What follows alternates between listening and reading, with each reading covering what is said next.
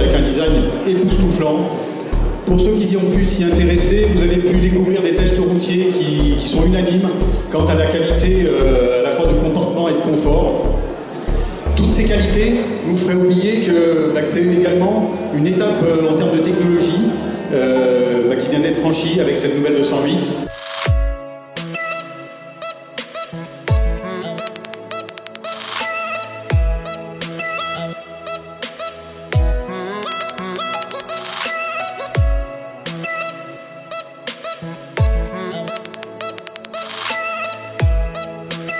Dès l'entrée de gamme, la nouvelle 208 intègre des aides à la conduite qui jusqu'à présent étaient réservées à des grandes routières.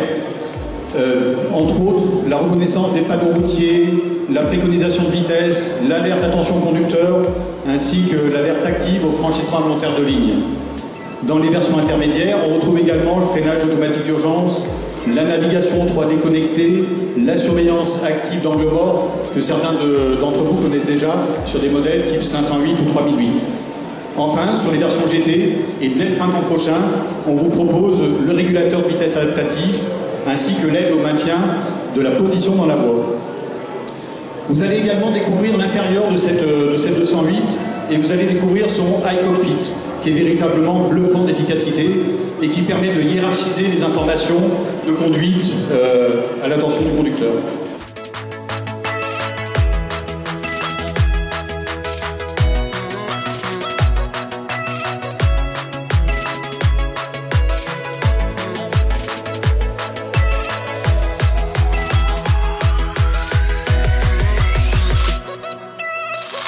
Je vais vous parler de la nouvelle version électrique. Donc les motorisations de la nouvelle 208 sont au nombre de 3, donc dans la version essence, diesel, mais surtout donc une version inédite électrique.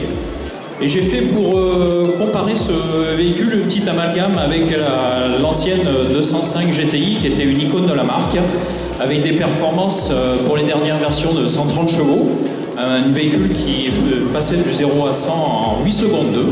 Et en comparaison, cette nouvelle 208 électrique développe 136 chevaux et fait le 0 à 100 en 8 secondes 1. Donc c'est une voiture qui est plus performante qu'une des anciennes versions sportives de la gamme.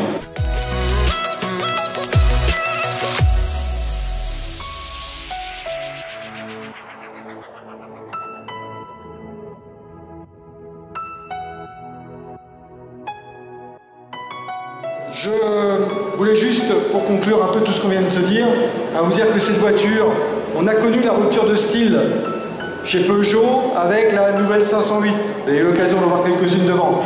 On retrouve cette signature qu'on a découvert avec 508, qui préfigure ce qu'on retrouvera sur toute notre gamme dans quelques mois.